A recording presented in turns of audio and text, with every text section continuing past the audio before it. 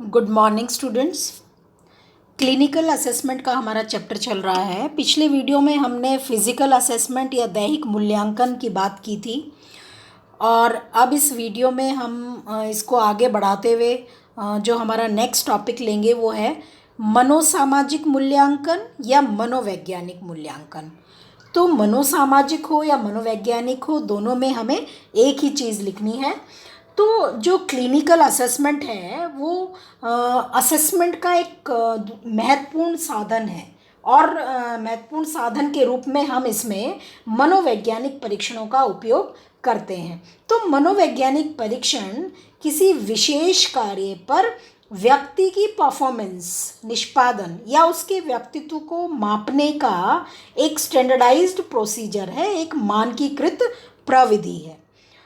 तो इसमें जो नैदानिक मनोवैज्ञानिक थे उनके द्वारा विभिन्न तरह के परीक्षणों का उपयोग करके रोगी के लक्षणों और समस्याओं का निदान किया जाता है या उसका डायग्नोसिस किया जाता है। और ऐसे सभी मनोवैज्ञानिक परीक्षण को हम आगे समझेंगे। तो जो हमारा फर्स्ट जो परीक्षण है वो है पर्सनैलिटी इन्वेंट्री या व्यक्तित्व आविष्कारिका। तो बच्चों, व्यक्तित्व आविष्कारिका ये हमने फर्स्ट ईयर में जब हमने जनरल साइकोलॉजी पढ़ी थी तो हमने पर्सनैलिटी का चैप्टर पढ़ा था, उसमें भी हमने इसको समझा था। तो आपको याद होगा कि जो व्यक्तित्व आविष्कारिका है उसमें संरचित प्रश्नों की एक सूची होती है, यानी स्ट्रक्चर्ड प्रश्न होते हैं, पहले से ही तैयार किए हुए होते हैं और उनकी एक लिस्ट होती है जिसे रोगी स्वयं पढ़ता है और दिए गए उत्तर हाँ या नहीं, सही या गलत में से किसी एक को जो उसे अपने लिए अधिक एप्रोप्रिएट लगता है उसको वो चुनता है। यानी व्यक्तित्व आविष्कारिका क्या है कि इसमें रोगी जो है स्वयं ही प्रश्नों को पढ़कर उनके उत्तर देता है। तो ऐसे कई व्यक्तित्व परीक्षणों का निर्माण किया गया, इनमें से नैदानिक मूल्यांकन के लिए लेकिन कुछ मुख्य परीक्षणों का ही उपयोग किया गया। तो उसमें फर्स्ट है मिनीसोटा मल्टीफेजिक पर्सनैलिटी इन्वेंट्री। आपने नाम भी इसको आप रिमाइंड करें तो MMPI। तो बच्चों, MMPI का जो निर्माण है वो हथावे तथा मैकिनले ने 1940 में किया था और इसमें हथावे जो थी वो एक मनोवैज्ञानिक थी और मैकिनले जो थे वो एक मनोचिकित्सक थे। तो ये जो MMPI है इसमें 550 प्रश्न थे, यानी 550, और प्रत्येक पद के 3 उत्तर हैं, true, false and cannot say, सत्य, असत्य और कह नहीं सकता। तो इन 3 उत्तरों में से अपने लिए उपयुक्त एवं सही उत्तर रोगी को बताना होता है। तो ये जो MMPI है इसका जो मौलिक प्रारूप है उसके 2 प्रतिरूप हैं, एक तो इंडिविजुअल कार्ड फॉर्म है और एक ग्रुप बुकलेट फॉर्म है, यानी व्यक्तिगत कार्ड प्रतिरूप है और एक सामूहिक पुस्तिका प्रारूप है। तो इस आविष्कारिका का उद्देश्य व्यक्ति के रोगात्मक शील गुणों को मापना था और इस मौलिक प्रारूप में 10 नैदानिक मापनी हैं, 10 मापनी है तथा 4 वैधता मापनी है, वैलिडिटी स्केल हैं, और नैदानिक मापनी द्वारा 10 रोगात्मक शील गुणों का मापन होता है और जो वैधता मापनी है उस पर प्राप्तांकों द्वारा व्यक्ति द्वारा दिए गए उत्तरों की विश्वसनीयता और रिस्पॉन्स बायसेस यानी अनुक्रिया पूर्वाग्रहों से प्रभावित होने की मात्रा का पता चलता है। तो MMPI का जो उपयोग है वो सफलतापूर्वक उन व्यक्तियों के लिए भी किया गया है जिनके लिए जो इंटरव्यू है, क्लिनिकल इंटरव्यू जो है वो संभव ना हो। तो MMPI के कई रिवाइज्ड प्रारूप तैयार किए गए जिनमें से सबसे नवीन संशोधन जो था वो MMPI 2 को माना जाता है और इसमें जो क्लिनिकली जो स्केल हैं 10 नैदानिक मापनियां हैं इसमें MMPI 2 में। पहली है रोग भ्रम। तो जो ये रोग भ्रम मापनी है इसमें कुल 32 प्रश्न हैं या पद हैं और इसके द्वारा उस प्रवृत्ति का मापन होता है जिसमें व्यक्ति अपने शारीरिक स्वास्थ्य एवं शारीरिक कार्य के बारे में ज़रूरत से ज़्यादा चिंता दिखलाता है। तो इसको हम बोलते हैं हाइपोकॉन्ड्रियासिस या रोग भ्रम। उसके बाद जो सेकंड पॉइंट है वो है डिप्रेशन। तो ये जो मापनी है इसमें 57 प्रश्न हैं और इसके द्वारा भावात्मक विकृतियाँ से संबंधित प्रवृत्तियाँ जैसे उदासी है या किसी की क्षमता में कमी होना या उसमें ह्रास होना, अभिरुचि एवं ऊर्जा में कमी, इन सब का मापन इस डिप्रेशन मापनी से होता है। और थर्ड है कन्वर्जन हिस्टीरिया यानी रूपांतर हिस्टीरिया। तो इस मापनी में 60 प्रश्न हैं। इनके द्वारा एक ऐसी स्नायु विकृतियों का मापन होता है जिसमें रोगी मानसिक संघर्ष एवं चिंताओं से छुटकारा पाने के लिए कोई ना कोई शारीरिक लक्षण विकसित कर लेता है। मतलब जो रूपांतर हिस्टीरिया है, आगे हम इसको डिटेल में पढ़ेंगे कि कारण तो है मानसिक, लेकिन लक्षण जो है वो शारीरिक रूप में व्यक्ति दिखाता है। फोर्थ पॉइंट है मनोविकृत विचलन। तो ये जो मापनी है इसमें 50 आइटम है, प्रश्न हैं और इसके द्वारा व्यक्ति में सामाजिक एवं नैतिक मानकों की अवहेलना करने वाली प्रवृत्तियों का मापन होता है। तो सामाजिक कुछ नियम बने हुए हैं, कुछ नैतिक नॉर्म्स बने हुए हैं, तो उनको जब व्यक्ति उनकी अवहेलना करता है तो उससे उसमें अबनॉर्मलिटी उत्पन्न होती है जिसको हम साइकोपैथिक डेविएट बोलते हैं, मनोविकृत विचलन बोलते हैं। तो इसका मापन जो है इस मापनी के द्वारा होता है। फिफ्थ जो हमारी मापनी है वो है पुरुषत्व और नारीत्व। उसमें इस मापनी में 56 आइटम हैं तथा इसके द्वारा व्यक्ति के एक्सट्रीम सेक्स रोल करने की प्रवृत्ति का मापन होता है। नेक्स्ट है पैरानॉइड यानी स्थिर व्यामोह।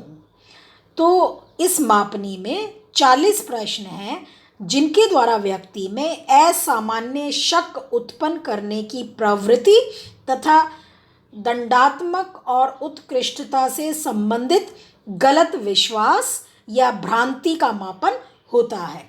तो व्यामोह डेल्यूजन्स जिनको हम बोलते हैं यानी कि फॉल्स बिलीव्स, झूठे विश्वास। तो ये आप पैरानॉइड का चैप्टर हम नेक्स्ट हमारा जब टॉपिक आएगा उसमें हम पढ़ेंगे। तो इस तरह से स्थिर व्यामोह यानी गलत विश्वास और भ्रांति जो है उसमें उत्पन्न होती है उत्कृष्टता से संबंधित या दंड से संबंधित। सेवंथ है मनोदौर्बल्यता। तो इस मापनी में 48 आइटम है जिसके द्वारा व्यक्ति में मनोग्रस्ती, ऑब्सेशन, चिंतन या बाध्यता, डर, दोष भाव, इन सभी का मापन होता है। 8th हमारा पॉइंट है सीजोफ्रेनिया जो कि एक मानसिक रोग है। तो इस मापनी में 78 प्रश्न हैं और इसके द्वारा व्यक्ति में असामान्य चिंतन या व्यवहार करने की प्रवृत्ति का मापन होता है। तो 9th जो हमारा क्लिनिकल स्केल है वो है हाइपोमेनिया या अल्पोन्माद। तो इस मापनी में 46 आइटम हैं और इसके द्वारा व्यक्ति की सांवेगिक उत्तेजन कि व्यक्ति जो है बहुत अधिक उन्माद, बहुत अधिक उत्तेजित हो जाता है, संवेगात्मक रूप से ओवर एक्टिविटी करने लगता है, अति क्रियात्मक हो जाता है तथा विचारों में उसके जो है बिखराव होता है। और उन सभी का मापन जो है हम इस स्केल के माध्यम से करते हैं जिसको हम बोलते हैं हाइपोमेनिया। और जो लास्ट हमारा क्लिनिकल स्केल है वो है सोशल इंट्रोवर्जन या सामाजिक अंतर्मुखता। तो बच्चों ये जो मापनी है उसमें 69 आइटम है और इसके द्वारा व्यक्ति की कुछ विशेष प्रवृत्तियां जैसे लज्जालुपन या अन्य लोगों में अभिरुचि न दिखाने की प्रवृत्ति या असुरक्षा आदि का मापन हम इस सोशल इंट्रोवर्जन से करते हैं। तो इस तरह से ये जो मापनी है MMPI इसमें जो है 536 पद हैं या आइटम है या प्रश्न है। तो MMPI जो है उसके जो ग्रुपिंग करके हम जो है कंटेंट स्केल बनाते हैं और जिसके द्वारा व्यक्तित्व के 15 कारकों का मापन संभव होता है जिसे पहले 10 मापनियों द्वारा भी संभव नहीं था। तो ये जो जिनका हम मापन करते हैं वो हैं जो गुण हैं वो है चिंता, डर, क्रोध या टाइप ए पर्सनैलिटी या समाज विरोधी प्रवृत्तियाँ, सामाजिक उदासी, पारिवारिक समस्याएं आदि जो है वो MMPI 2 से हम इनका मापन करते हैं। और MMPI 2 जो है उसमें जो वैलिडिटी स्केल, दो नए वैलिडिटी स्केल को जोड़ा गया है, दो नई वैधता मापनियों को जोड़ा गया है, जिनका उपयोग 4 वैधता मापनी के साथ साथ करना होता है। और ये जो नई 2 वैधता मापनी है वो है व्रिन तथा ट्रिन। इन दोनों मापनियों द्वारा परीक्षण पदों के प्रति असंगत ढंग से उत्तर देने की प्रवृत्ति का मापन होता है।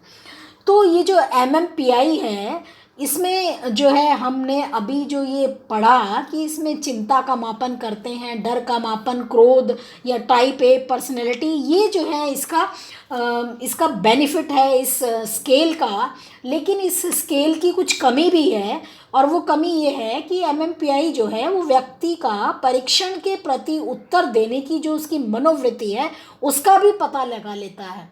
और जो है इससे ये पता चलता है कि व्यक्ति कहाँ तक उत्तर देने में लापरवाही करता है।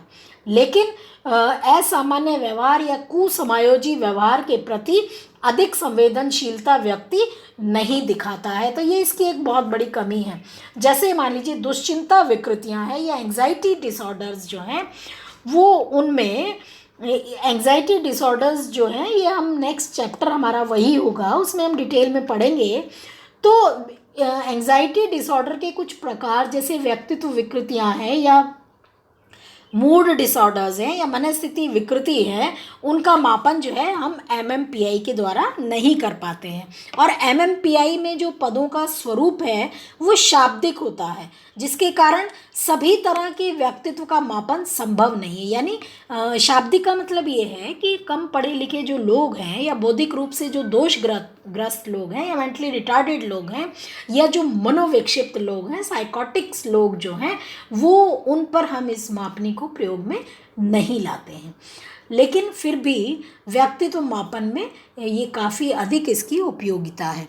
तो बच्चों, इस तरह से जो MMPI है, पर्सनैलिटी इन्वेंट्री है, व्यक्तित्व आविष्कारिका है, काफ़ी इम्पॉर्टेंट है, शॉर्ट नोट्स में भी आएगी। तो इसको आप डिटेल में पढ़ें। अरुण कुमार सिंह की बुक आप खरीद लें, उसमें पूरा डिटेल दिया हुआ। और वैसे मैं भी आपको जो है इसके जो नोट्स हैं वो शेयर करूँगी व्हाट्सएप ग्रुप पर। नेक्स्ट जो हमारी पर्सनैलिटी इन्वेंट्री है वो है कैलिफोर्निया साइकोलॉजिकल इन्वेंट्री, CPI। तो CPI का निर्माण 1957 में और उसका संशोधन 87 में गफ मनोवैज्ञानिक थे, उनके द्वारा किया गया था। और MMPI की तुलना में जो CPI है उसका निर्माण 57 में किया गया था, और उसका उद्देश्य जो था वो भिन्न था। अर्थात इसके द्वारा व्यक्तित्व के सामान्य शील गुणों, ना कि रोगात्मक शील गुणों का मापन होता है। कहने का मतलब है कि जो CPI है उसमें जो है सामान्य शील गुणों का मापन होता है, रोगात्मक शील गुणों का मापन नहीं होता।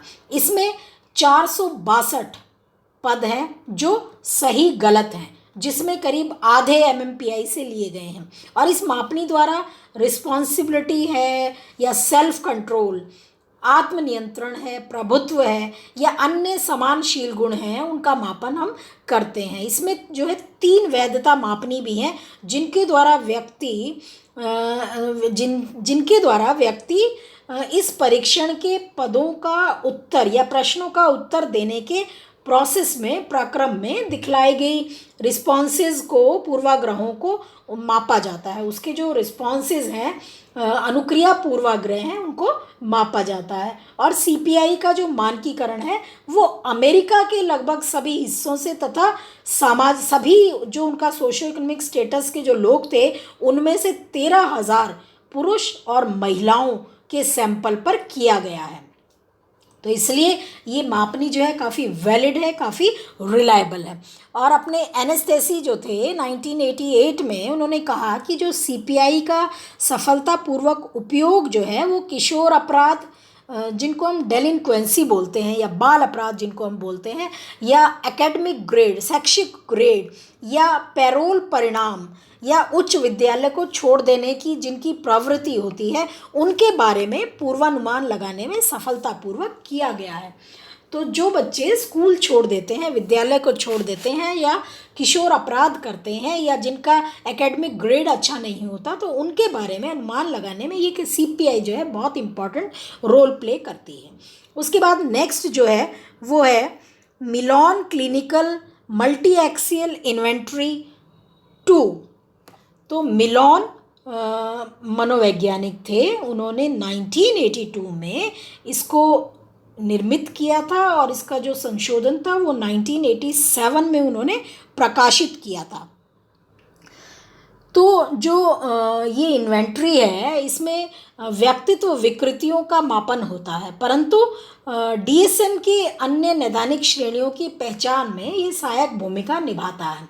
DSM बच्चों diagnostic and statistical manual of mental disorder होता है, जिसमें मानसिक विकृतियों को वर्गों में विभाजित किया जाता है, एक्सिस में बांटा जाता है, और उन विकृतियों को कम्युनिकेशन न्यूनता प्रदान की जाती है या संचार न्यूनता प्रदान की जाती है। DSM को हम आगे डिस्कस करेंगे।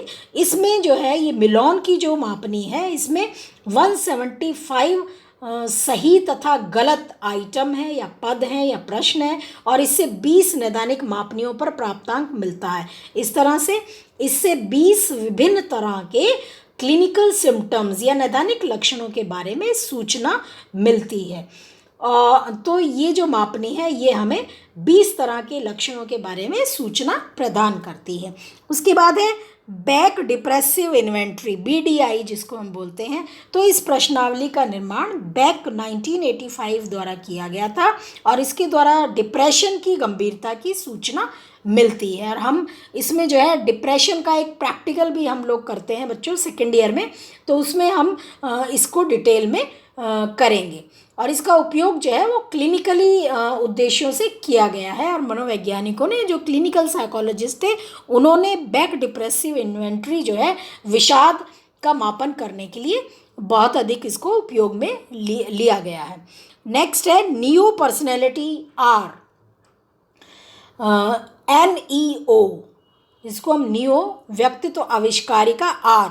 तो इसका निर्माण जो है कोस्टा एंड मैक्रे ने किया था 1985 में।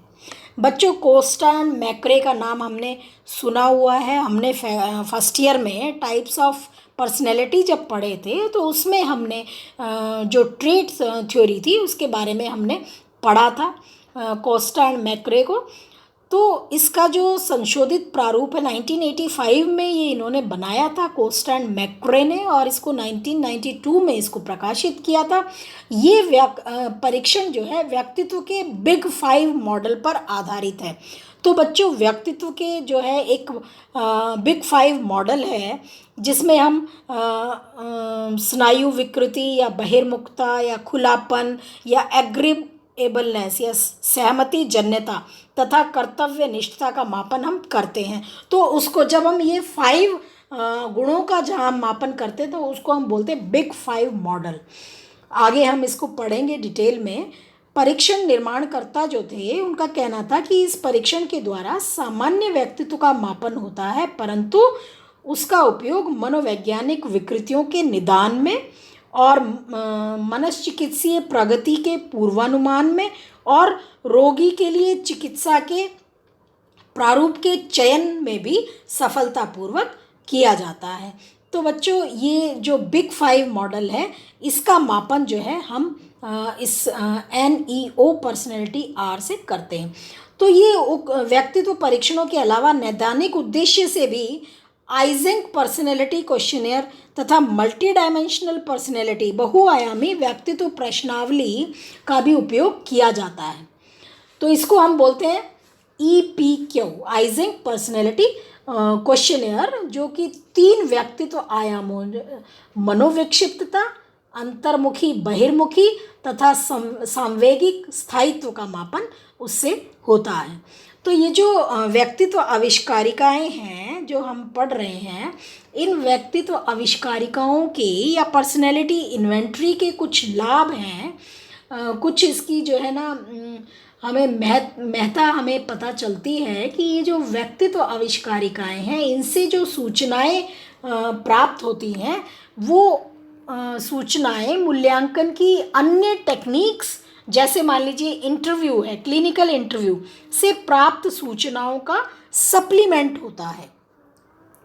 इनसे प्राप्त सूचनाओं का सप्लीमेंट यानी संपूरक होती हैं। इससे रोगी के बारे में एक समग्र विश्वसनीय तस्वीर मिलती है। और ये जो पर्सनैलिटी इन्वेंट्रीज हैं, इसके माध्यम से रोगी के विभिन्न समस्याओं के बारे में कुछ विशिष्ट आंकड़े हम आसानी से इकट्ठे कर सकते हैं। चूँकि ये व्यक्तित्व आविष्कारिका स्कोरिंग, इनकी स्कोरिंग जो है वो वस्तुनिष्ठ ढंग से की जा सकती है, इसलिए इससे जो सूचनाएं प्राप्त होती हैं वो विश्वसनीय होती हैं और वैध होती हैं। तो ये इसके एडवांटेजेस हैं, लाभ हैं। लेकिन इसकी कुछ कमियां भी हम समझें तो व्यक्तित्व आविष्कारिका का जो स्वरूप है वो शाब्दिक होता है। शाब्दिक का मतलब है कि हम इसको केवल पढ़े लिखे रोगियों पर ही इस्तेमाल में ला सकते हैं। जो मनोविक्षिप्त हैं, जो कम पढ़े लिखे हैं या जो मेंटली रिटार्डेड हैं, उन पर हम इसका उपयोग नहीं कर सकते। और इसके अलावा ये जो पर्सनैलिटी इन्वेंट्रीज हैं, इनका दुरुपयोग भी होते देखा गया है। अर्थात इसका सही उपयोग से हटकर कुछ लोगों द्वारा इसका ऐसा उपयोग किया गया जो अनुचित है। जैसे मनोवैज्ञानिक बीडीआई का उपयोग नैदानिक उद्देश्यों के लिए करते हैं, जबकि उसका सही उपयोग सिर्फ डिप्रेसिव जो लेवल है उसमें जो परिवर्तन होता है उसके लिए किया जाना चाहिए। और इसके अतिरिक्त जो ये पर्सनैलिटी इन्वेंट्रीज के जो आइटम्स या प्रश्न हैं, ये डायरेक्ट होते हैं, तो इससे क्या पूछा जा रहा है उसका अर्थ रोगी समझता है। अतः कभी कभी रोगी जानबूझकर सूचनाओं को भी अपने व्यक्तित्व के लिए गोपनीय समझता है या उनको छुपा लेता है, तो हमें सूचनाएं जो है वो एग्जैक्ट नहीं मिल पाती।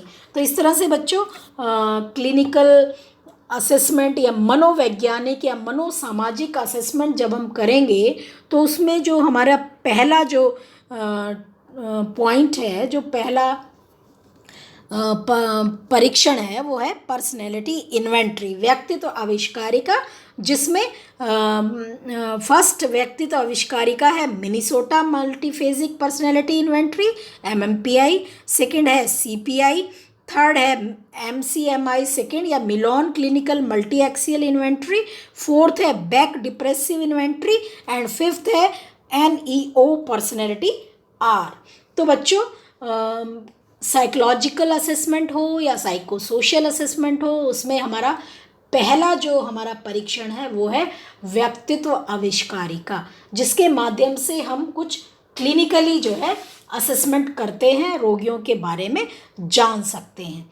तो इसका डिटेल मैं आपको व्हाट्सएप पर शेयर कर दूंगी। आप इसके अलावा आप जो है अरुण कुमार सिंह असामान्य मनोविज्ञान बुक खरीद लें और उसमें आप इसको इजीली पढ़ सकते हैं। Thank you.